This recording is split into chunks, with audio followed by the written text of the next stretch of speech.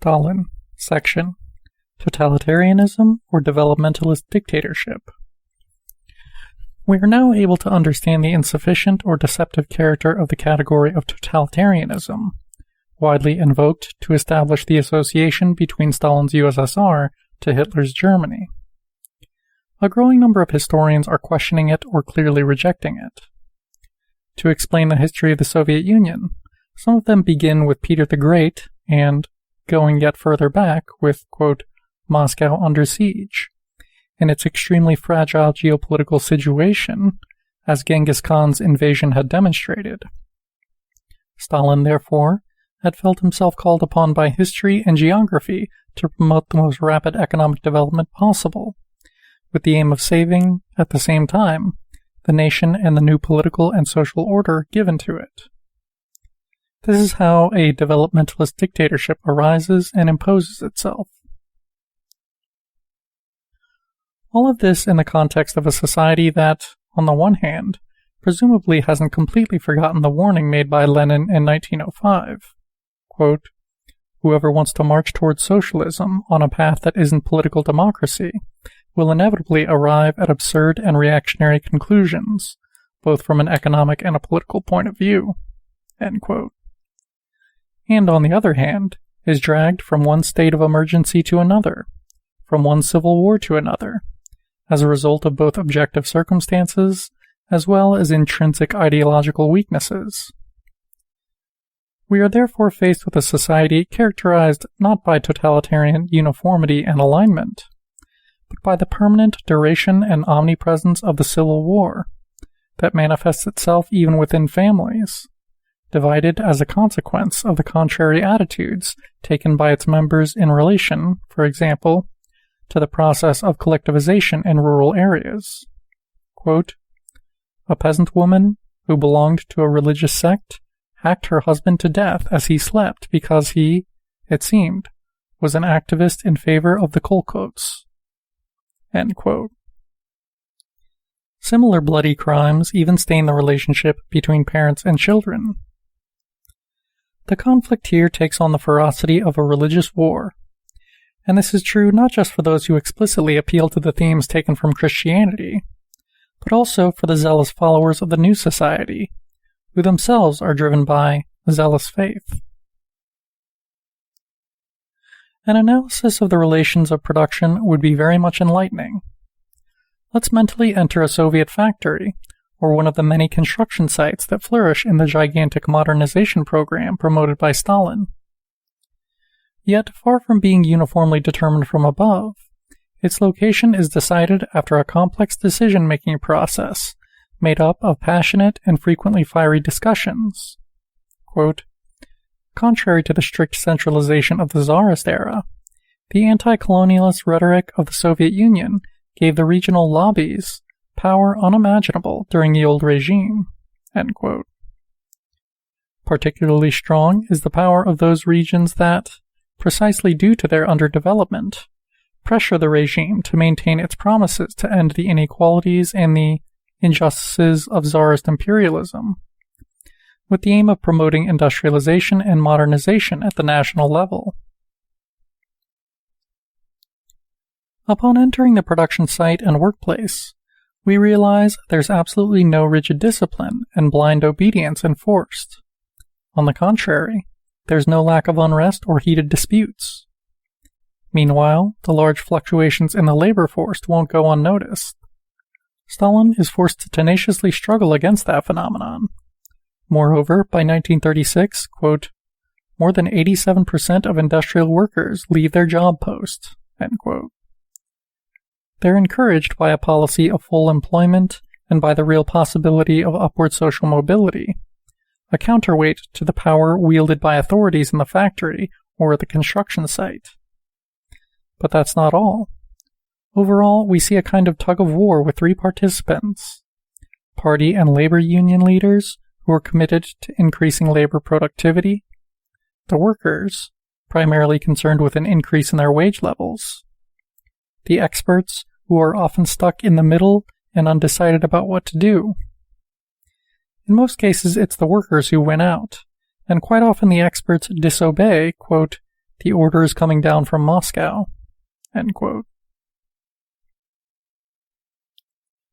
Furthermore, the working class itself is divided.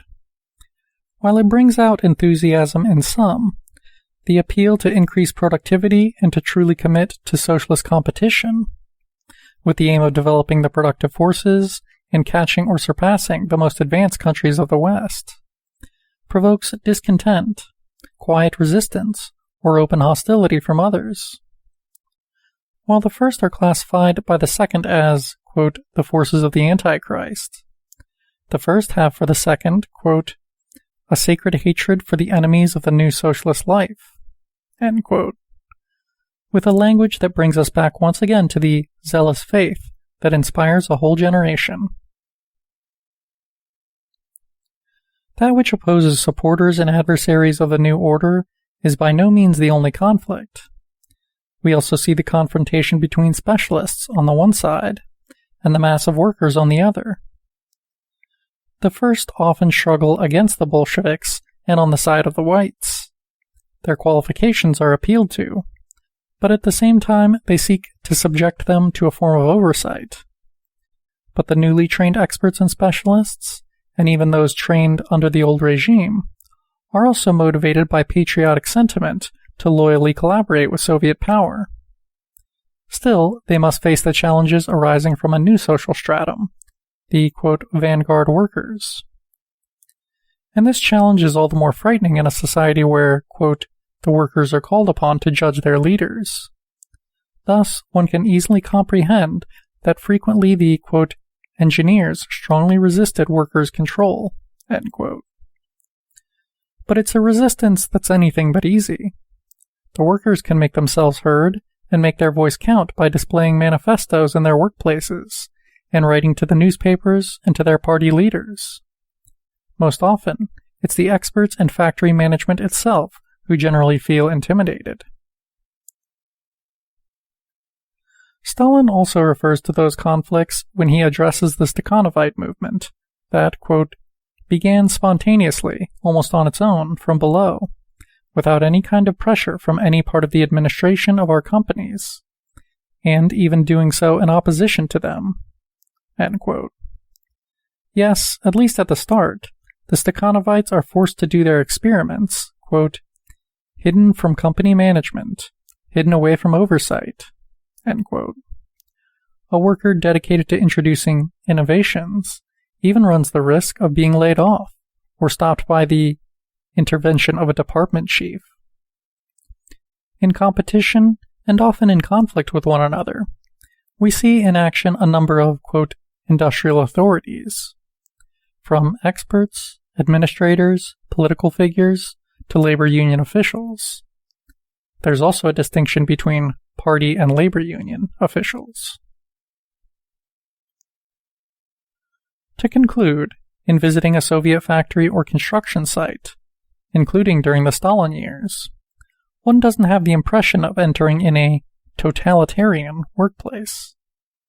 Totalitarianism was much more evident in the factory of Tsarist Russia, where an unmistakable rule was enforced, quote, the owner of the industrial establishment is sovereign, and the absolute legislator who is bound by no legal limits, end quote. In fact, he can even make use of the whip in the case of more serious offenses. Or take a country like the United States. Let's consider the treatment reserved for prisoners, almost always African Americans, rented out, as we are familiar with, to private companies. These companies can enjoy absolute control in exchange for payment. Beginning of long quote. The guards had the power to chain the prisoners, to shoot at those who try to escape, to torture those who refuse to submit, and lash the disobedient, whether nude or dressed, an almost limitless power. For 8 decades, from the 70s of the 19th century until the Second World War, there were almost no sentences against the buyers of these slaves for their mistreatment or their deaths. End quote. Certainly this related to prisoners, but remember that for African Americans of the South, the charge of vagrancy was enough for them to be arrested, condemned, and to be rented out to businessmen who were determined to get rich. Other times, blacks were simply captured by landowners and made to provide forced labor. It's no coincidence that in the title and subtitle of the book cited here, the author speaks of slavery with another name, and of the reintroduction of slavery for African Americans from the Civil War to the World War II. End quote. While the slaves or semi-slaves may constitute an evidently limited percentage of the total labor force, nevertheless, the prolonged existence of slave or semi-slave labor relations in the workplace of American capitalist society demands reflection. Aside from this, it's worthwhile to make a much more general consideration. Looking closely, in the Soviet factory, we see dynamics and relations at work that would be considered an intolerable lack of discipline in the capitalist factory found in the democratic countries. One well-known work by Marx, The Poverty of Philosophy, can help to clarify that point. Beginning of long quote. While inside the modern factory, the division of labor is meticulously managed by the businessman's authority, modern society has no other rule, no other authority to distribute labor, if not by free competition. It can even be established as a general principle that the less state authority presides over the division of labor, the more the division of labor develops within the factory, and there it is subjected to just one authority. Thus, authority in the factory and authority in society, in relation to the division of labor, are in inverse proportion to one another. End quote. It can be said that Soviet society produced, now and again, an inversion of the dialectic in capitalist society described by Marx. The absence of a rigid factory discipline, with the absence of the traditional boss's more or less accentuated despotism, corresponded to the terror exercised by the state over civil society. But also in regard to this, it's worthwhile to remain on guard against simplifications. We are dealing with a much more, quote, chaotic and unorganized state than one can imagine.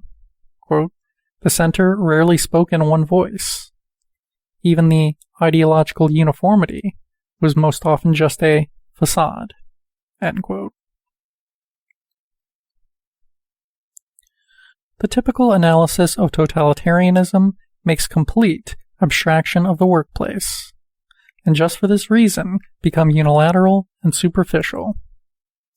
If we do away with that total and improper abstraction, totalitarianism as a category would be seen for all its inadequacy. It can't in any way help us understand a society that, in its final phase, with the disappearance of the zealous faith, unable to last forever, as Kennan wisely predicted, is undermined by an authentic anarchy in the workplace, abandoned by its employees without impediment, who, even when present, appear to be carrying out a kind of work-to-rule slowdown. Furthermore, it's tolerated. That is the impression formed, a bit perplexed and somewhat impressed, by the workers' and labor union delegations visiting the USSR in its final years. In China, when it is beginning to abandon Maoism, in the public sector there continued to be in force practices that were described as follows by a Western journalist. Quote, even the lowest employee, if they so wish, can decide to do absolutely nothing, stay at home for 1 or 2 years, and continue to get their salary at the end of the month. End quote. This, quote, culture of idleness continued to make itself felt even in the private sector economy that was then emerging. Quote, former state employees arrived late, then read the newspaper, went to lunch half an hour early, and left the office half an hour early. End quote. And frequently missed work for family reasons, quote, because his wife was sick, as just one example. And the managers and specialists who sought to introduce discipline and efficiency in the workplace are forced to confront not only the resistance and indignation of the workers. It's an outrage to penalize a worker who misses work to take care of his wife, but are often threatened and even face violence from below. It's very difficult to describe these relations using the category of totalitarianism. We are better instructed by sticking to the previously cited excerpt from Marx, The Poverty of Philosophy, which can help us understand a phenomenon that's completely inexplicable by the theory of totalitarianism. In the USSR, in the countries of Eastern Europe, and in China, the more or less radical dismantlement of the totalitarian system takes place alongside a drastic strengthening of discipline in the workplace. To give one example, only in 1993 does China approve a law that allows layoffs due to absenteeism. No doubt, especially in situations of acute crisis, workplaces are certainly not exempt from the terror in the USSR or in Maoist China. However, what characterizes daily life is a regime that's far from totalitarianism. In summary, one could say that the usual recourse to that term is only persuasive by working off a double and arbitrary abstraction. The omission of operating relations in the workplace and in the places of production makes it possible to draw the communist dictatorship and the Nazi dictatorship closer together. The silence on the terror and the concentrationary universe that took place at the expense of the colonies and semi-colonies, as well as within the metropole itself at the expense of the peoples of colonial origin, like the Native Americans and African Americans, makes it possible to create an abyss separating the liberal West from the, quote, totalitarian states. In regard to the Soviet Union of Brezhnev and his successors, Stalin's USSR presents different characteristics, but the central element that separates them is the exceptional ideological and political mobilization that, before deflating and losing all credibility, for a long period of time manages to offer an essential contribution to the functioning of the economic and productive apparatus. They are decades in which a developmentalist dictatorship is established. It has a pace that is both chaotic and ruthless, and is characterized by the zealous faith of which social and ethnic groups take advantage, seeing an opening towards substantial upward mobility, and which brings the recognition that until that moment was stubbornly denied to them. It doesn't make much sense to associate that tragic and contradictory experience to that of the Nazis, which is explicitly established for the purpose of war, colonial conquest, and the reaffirmation of racial hierarchies, that from its beginning can make use of a state apparatus and a consolidated, efficient bureaucracy, and that can impose itself across all spheres of social life. Nevertheless, that association is now commonplace. It's necessary to examine its genesis. End of section.